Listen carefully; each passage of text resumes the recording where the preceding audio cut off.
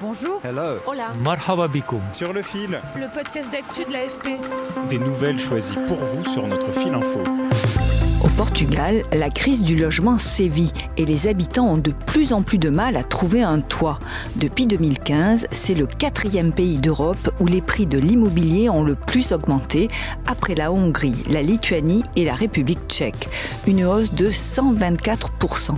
Une crise qui touche l'ensemble de l'UE et favorise le vote d'extrême droite, selon certaines études. Au Portugal, ce sont des investissements étrangers massifs et une forte augmentation du nombre de logements réservés aux touristes qui sont en cause. La coalition de centre-droit au pouvoir a annoncé des mesures pour surmonter cette crise. Mais sur ce sujet, la droite et la gauche n'arrivent pas à s'accorder. La droite mise sur le marché pour réguler la crise, tandis que ses opposants veulent une intervention de l'État. Les uns défendent le droit à la propriété, les autres le droit au logement. Comment expliquer cette crise du logement sans précédent ? Quelles solutions pour l'atténuer ? Pour en parler, Sur le fil a invité Luís Mendes, chercheur à l'Institut de géographie et d'aménagement du territoire de Lisbonne, et le géographe Nuno Serra. Un épisode préparé par Lauralie Margalejo, avec sur le terrain Lévi Fernandez, Jérôme Pin et Patricia de Melo Moreira, du bureau de l'AFP à Lisbonne. Sur le fil. Cela semble inimaginable, mais c'est la réalité. C'est ici que je vis depuis 7 ans. 7 ans. Des planches en bois en guise de porte, un lit de fortune. À 80 ans, Antonio Lemos habite dans une maison abandonnée en plein centre de Lisbonne. Depuis que son appartement a été racheté par des investisseurs étrangers, il vit ici sans eau ni électricité. Avec ses 500 € de retraite, l'ancien commis de cuisine n'arrive pas à se payer un logement décent. Selon le géographe Luís Mendes, la crise qui a commencé il y a plusieurs dizaines d'années s'est aggravée. Nos primeiros anos, a crise afetava os grupos mais vulneráveis, as famílias mais. Au début, la crise a surtout touché les populations les plus vulnérables, les familles les plus pauvres, les personnes âgées, les étudiants et les immigrés. Aujourd'hui, la crise s'est généralisée, elle touche toutes les classes sociales et toutes les générations. Tous ceux qui vivent en ville dépensent plus de 60% de leurs revenus dans le logement, et ce pour un seul ménage. C'est un chiffre très important. Isto é muito significativo.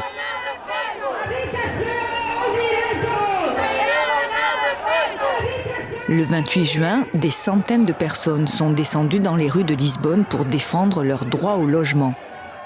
Lisbonne bat le triste record de ville d'Europe, la plus inaccessible en termes de prix de l'immobilier. En clair, entre les prix des logements et le revenu des habitants, c'est le grand écart. Plusieurs facteurs expliquent cette crise, mais étonnamment, ce n'est pas le manque de logement qui est en cause. Nuno Serra, géographe, nous explique. In the past, in the case of Portugal, it was a real lack of housing, considering the demand. Par le passé, au Portugal, il y avait un véritable manque de logements pour satisfaire la demande des familles. Ce n'est pas un problème aujourd'hui. The ratio between houses and Le ratio entre maisons et foyers, dans le cas du Portugal, est un des plus élevés d'Europe, environ 1,5, soit une maison et demie par famille. 0.5, one house and a half house for each family. Les maisons ne manquent pas. Ce que nous avons, c'est une nouvelle demande liée à l'investissement international dans le logement uniquement pour les entreprises. Dans le même temps, le tourisme déplace certaines maisons vers le secteur touristique. Et nous avons de très nombreuses personnes, de nombreuses familles au Portugal qui investissent dans les maisons dans un but lucratif. C'est donc ça la nouvelle nature de la crise. Many people, many families in Portugal that invest in houses for profit. This is the nature, a new nature of the crisis. L'origine de cette forte tension dans le secteur de l'immobilier remonte à la crise financière globale de 2008. Pour remonter l'économie du pays, le Portugal a misé sur les investissements étrangers en mettant en place des politiques incitatives. C'est notamment le cas du Golden Visa, attribué aux ressortissants étrangers qui investissent au Portugal. Grâce à ce dernier, ils peuvent résider, travailler au Portugal et circuler dans l'espace Schengen. Ces mesures ont durablement impacté le marché de l'immobilier, explique le géographe Nuno Serra. Many houses were sold. De nombreuses maisons ont été vendues Et la capacité d'achat de ces maisons par un investissement international est bien supérieure à la capacité d'achat de maisons ici au Portugal. Donc les prix augmentent.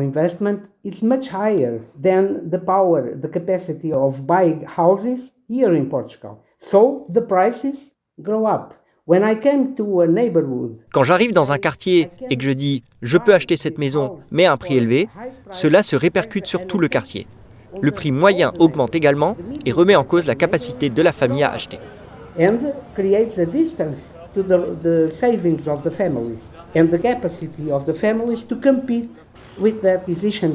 puis, il y a aussi le tourisme. Peut-être que certains d'entre vous ont prévu de passer leurs vacances au Portugal cet été. Depuis quelques années, Lisbonne, Porto ou encore la région de l'Algarve ont le vent en poupe. En 2023, le Portugal a accueilli environ 30 millions de voyageurs. Sur l'année 2024, le PIB du pays a progressé de 1,9% et le tourisme n'y est pas pour rien. Luís Mendes nous explique. The amount of percentage of the contribution of tourism to the Portuguese GDP. Le pourcentage de la contribution du tourisme au PIB portugais est d'environ 20%. Donc un doigt de la main, c'est beaucoup. C'est pour cela qu'on devrait traiter ce secteur dans le cadre de la planification urbaine, de la planification du tourisme, de manière très subtile et très calibrée. Parce que certaines mesures peuvent fonctionner et d'autres non. Il y a donc un paradoxe. Le tourisme est bon pour l'économie, mais les locations de courte durée sont désastreuses pour les habitants. Des mesures de correction commencent à être prises, à Lisbonne par exemple. Depuis 2018, Lisbonne est découpée en zones.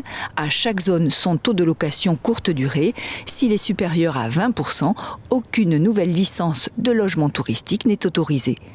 Aussi, la loi de 2018 permettait à la copropriété de se réunir pour autoriser ou non la mise en location d'un appartement sur Airbnb. Mais depuis 2024, un remaniement de la loi assouplit ces règles. De nouvelles locations peuvent être créées dans les immeubles et c'est seulement si cela entraîne des nuisances que le logement est retiré du parc locatif courte durée. Comme ailleurs, les logements réservés à la location saisonnière chassent les habitants des centres-villes. Luís Mendes. Donc, ce qui se passe, c'est que vous avez les principaux quartiers traditionnels de Lisbonne, Alfama, Santa Maria Maior, où les locations de courte durée sont énormes en termes de pourcentage du parc immobilier. Par exemple, plus de la moitié de ces logements d'Alfama sont destinés à un usage touristique, soit 60%.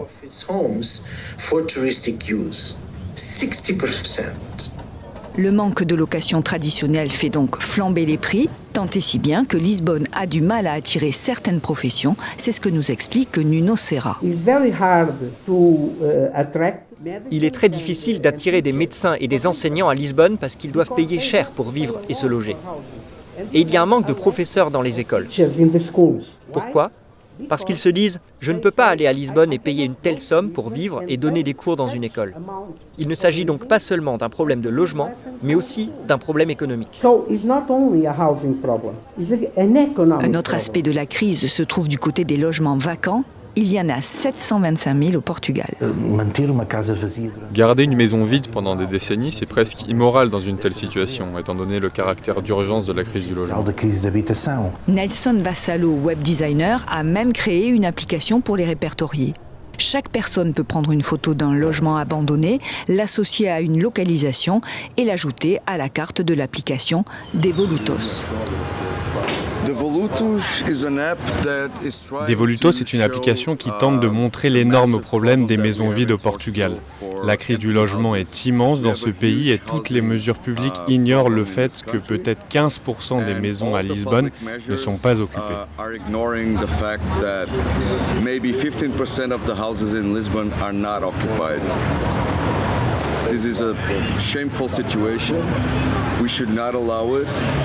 C'est une situation honteuse, nous ne devrions pas le permettre. C'est pour cela que nous essayons de construire quelque chose qui puisse montrer la dure réalité de la ville. Nous voulons forcer les autorités à se pencher sur ce problème. Mais c'est un problème parfois complexe. Dans certains cas, les logements sont vacants parce que les propriétaires n'ont pas les moyens de les rénover ou à cause de querelles de succession. Le gouvernement a annoncé plusieurs mesures, dont la construction de 60 000 nouveaux logements sociaux. Il a aussi prévu de simplifier les aides publiques à la location et d'accélérer la rénovation de logements publics vacants. Des mesures qui restent cependant insuffisantes selon nos experts, d'autant que le gouvernement de Luis Montenegro a aussi supprimé des mesures visant à réguler le marché du locatif. Nuno Serra. There is, by example, an additional fiscal tax to Il existait par exemple une taxe supplémentaire pour décourager les locations type Airbnb. Ils l'ont supprimée. Certaines mesures ont été prises pour que les maisons vacantes soient mises sur le marché. Ils les ont retirées parce qu'ils disent « Oh non, la propriété est sacrée ». Nous avons besoin d'une intervention publique, non seulement en construisant des logements publics, mais également pour réglementer. Not only by building public houses, but also making regulation of the market. And OCDE study says that Portugal... Selon une étude de l'OCDE, le Portugal est le pays membre où l'écart entre le prix du logement et l'épargne de la famille est le plus important. And the savings of the family is bigger. Une crise qui a un véritable impact sur la vie des gens, comme le soulignait en marge de la manifestation Joël Moriano, un juriste de 33 ans. Des jeunes ne peuvent pas quitter le domicile de leurs parents. Des familles entières ne peuvent pas accéder au logement. Et c'est pour ça que nous nous battons ici, et que nous nous battons tous les jours, pour que chacun ait droit à un logement décent. Selon Nuno Serra, le logement est en tête des préoccupations des Portugais avec la santé et l'immigration. Et c'est justement sur ce point que se positionne l'extrême droite en attribuant à l'immigration un rôle dans la crise, même si selon Nuno Serra, ce n'est pas le cas. Merci de nous avoir écoutés. Sur le fil revient lundi. Si cet épisode vous a plu, alors parlez-en autour de vous. Je suis Emmanuelle Bayon. À bientôt.